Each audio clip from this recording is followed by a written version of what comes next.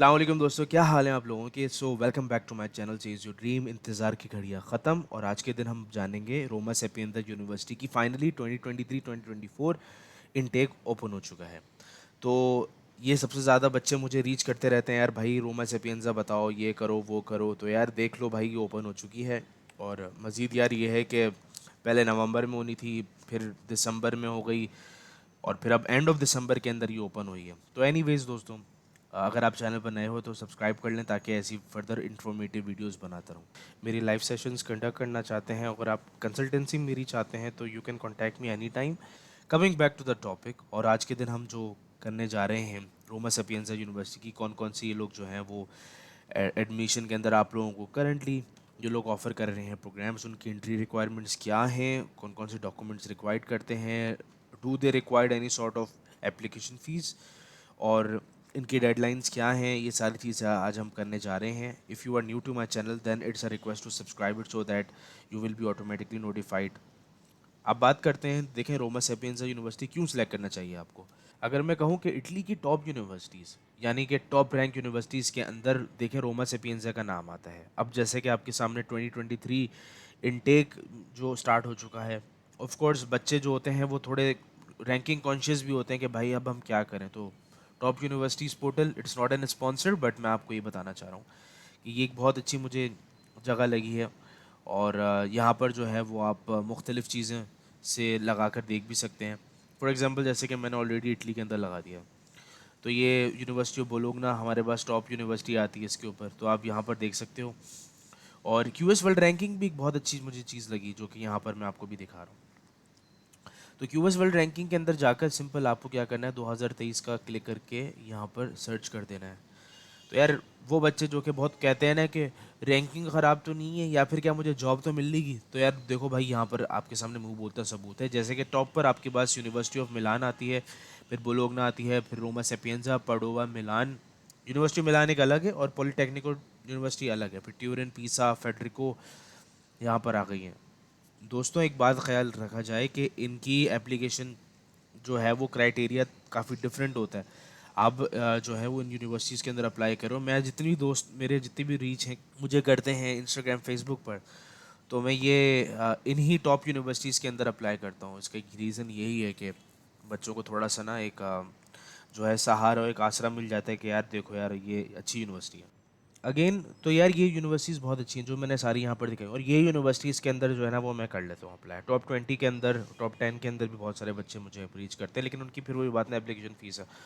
तो going back to the topic, तो university of Sapienza की चले हमने ये छोटी सी बात करी। अब बात रखें डेडलाइन, जब हम अप्लाई करने जाते हैं तो we have to consider some sort of deadlines which are mention over there, and it says that non-used candidates which are residing abroad and required visa, which includes non-European Union countries, so they have an strict deadline, 14th of April to 2023। Visa deadline जो है वो आपके सामने यहाँ पर लिखी हुई आ रही है, यूनिवर्सिटी जो प्री इनरोलमेंट का होता है। तो ये फर्दर मोर ये है कि all other candidates able to select application until 28 of July 2023।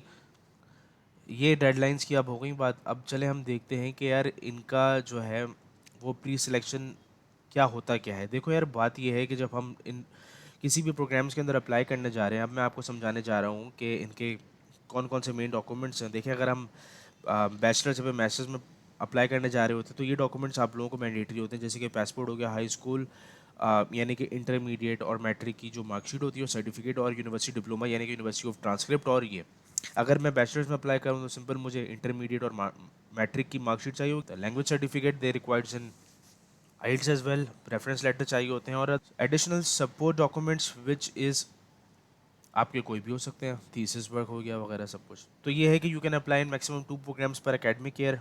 ये सबसे अच्छी बात लगी, पिछली मरतबा एक पर कर रहे थे। तो ये what are the general requirements of admission, जो कि मैंने थोड़ी सी देर पहले आपको बताया था।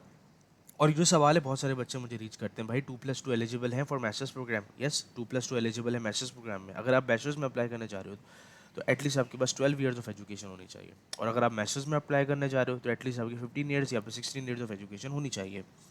और कुछ प्रोग्राम्स ऐसे हैं जो कि इटालियन में पढ़ाए जाते हैं, जैसे कि मेडिसिन सर्जरी हो गया।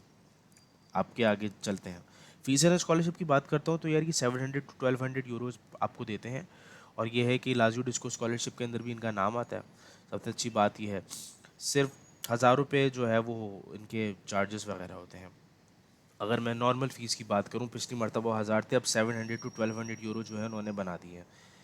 अब ये हो गया सारा। अब बात करते हैं यार प्रोग्राम्स की। कौन कौन सी डिग्रीज ये लोग करेंटली ऑफर कर रहे हैं, तो यहाँ पर आपके सामने ऊपर की तरफ देखें, आपको डिग्री लिखा हुआ आ रहा है। अब सिंपल डिग्री पर क्लिक करेंगे तो ये आपको ओपन हो जाएगा। अब बात ये है कि ये कहते हैं इटालियन लैंग्वेज टेस्ट एप्लीकेशन, और ये सारी चीज़ें इसमें ओपन हो गई हैं। मैंडेटरी प्री सिलेक्शन वगैरह आप अगर देखना चाहें तो देख लीजिए। तो मैसेस कोर्सेज विद ये ईच एंड एवरीथिंग इसके अंदर मेंशन हुई हुई है कि ये क्या क्या चीज़ों का ख्याल करना चाहिए आपको, क्या है। और bachelor single cycle programmes restricted. तो ये कोर्स कैटलॉग मुझे बहुत अच्छा लगा इनका, तो आप ज़रूर इसको देखिएगा। अब अगर हम जानना चाहते हैं भाई कौन कौन से इनके प्रोग्राम्स करंटली ये लोग ऑफ़र कर रहे हैं, जो मैंने कोर्स कैटलॉग का आपको बताया था, इसके अंदर ये हैं कि you can look into it कि यार ये बीएससी के अंदर अगर मैं बैचलर्स में अप्लाई करने जा रहा हूँ तो मेरे पास ये प्रोग्राम्स करंटली ऑफ़र कर रहे हैं ये लोग। और अगर मैं मैसेज में अब जा रहा हूँ तो फिर यहाँ पर आ रहे हैं। आप यहाँ पर देख सकते हैं कि बीए जो कि बीएससी वगैरह के प्रोग्राम्स हैं, ये थोड़े से लोगों के लिमिटेड हैं, लेकिन ये है कि MSc business management for example, मैं यहाँ पर क्लिक करता हूँ तो यहाँ पर इनके सारी की सारी चीज़ें मेंशन हुई हुई हैं कि उनकी बेसिक एकेडमिक रिक्वायरमेंट्स हैं क्या। और मज़ीद ये है कि वो लोग आपसे क्या क्या प्री रिक्विजिट मांगते हैं। For example at least you have 3 years university degree, जो कि बैचलर्स की या फिर ऑनर्स ऐसे करके। ये है कि आपके साथ ये कोर्सेज आपके पढ़े हुए हों। और प्लीज़ कीप इन माइंड, कल एक स्टूडेंट ने मुझे रीच किया, कहने लगा कि मेरे कंसल्टेंट ने जो है वो मिसेना के अंदर भी अप्लाई कर दिया, रोमा सेपिएंजा में भी अप्लाई कर दिया। मैं सर पकड़ के बैठ गया, भाई ये दो यूनिवर्सिटीज़ ओपन कहाँ हुई हैं? मतलब आप अंदाज़ा लगाएं कि ये रिसेंटली ओपन हुई हैं, लेकिन उससे पहले अप्लाई भी कर दिया और मिसेना में भी अप्लाई कर दिया। तो यार समझ से बाहर है, लोग अजीबोगरीब बातें करते हैं।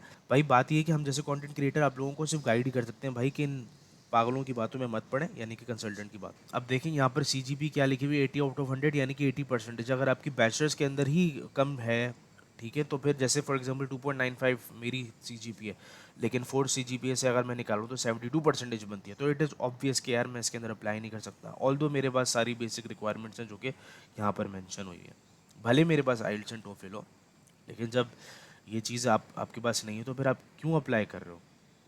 फिर उसके बाद मिनिमम क्राइटेरिया जो है यहाँ पर सारी चीज़ें लिखी हुई हैं, इसका ज़रूर ख्याल करें। अब चलें, मैं ये तो हो गया, अब मैं चलें थोड़े से बैचलर्स भी देख लेता हूँ। बड़े शिकवे शिकायत आते हैं बच्चों की तरफ से भाई। तो अगर मैं फॉर एग्जांपल कंप्यूटर साइंस और आर्टिफिशियल इंटेलिजेंस, जो कि मैं कुछ टाइम पहले जो है अप्लाई कर चुका हूँ कुछ यूनिवर्सिटीज़ में, तो यहाँ पर आप ज़रूर उनके देख सकते हैं कि ये लोग बैचलर्स की क्या क्या रिक्वायरमेंट आपसे कह रहे हैं, जो मैंने आपको थोड़ी सी देर पहले बताया था। तो मेजर रिक्वायरमेंट्स यही है कि यार आपने जो है इंटरमीडिएट करना या होना चाहिए।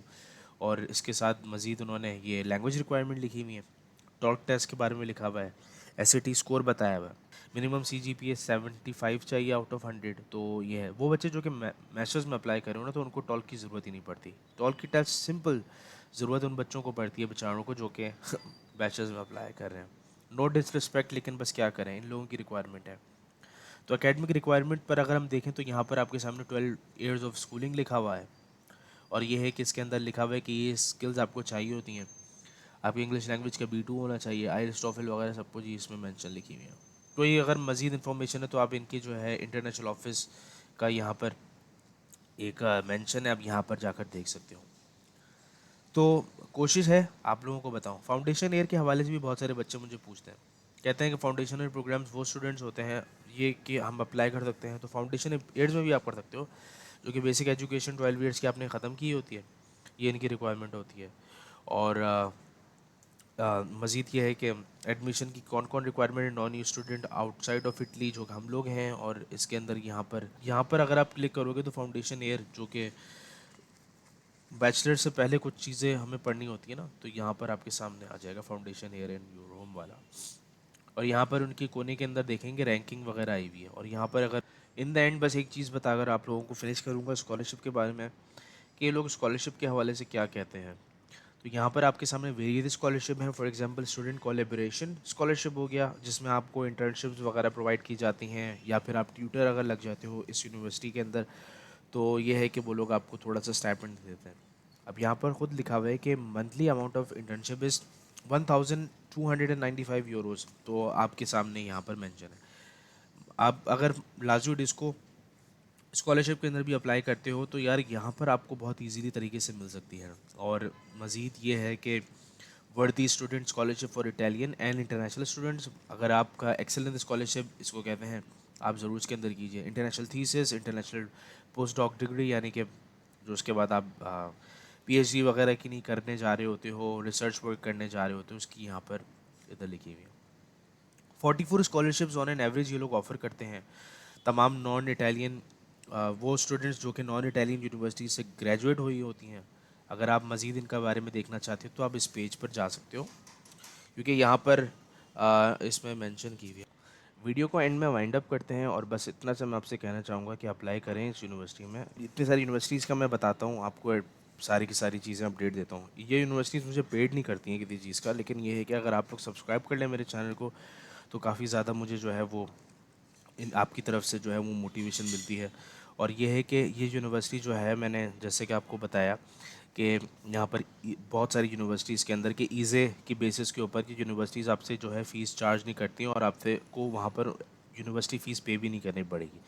और ईज़े जो होता है वो इकोनॉमिक इंडिकेटर इक्विवेलेंसी होती है, जो कि यहाँ ही से आप लोगों को प्रिपेयर कुछ डॉक्यूमेंट्स करके जाने पड़ते हैं, और ईज़े फाइनल वहाँ पर बनाया जाता है, जिसके बेसिस के ऊपर जो है ना, ये आपसे जो है वो ट्यूशन फ़ीस होती है यहाँ पर वेव ऑफ हो जाती है।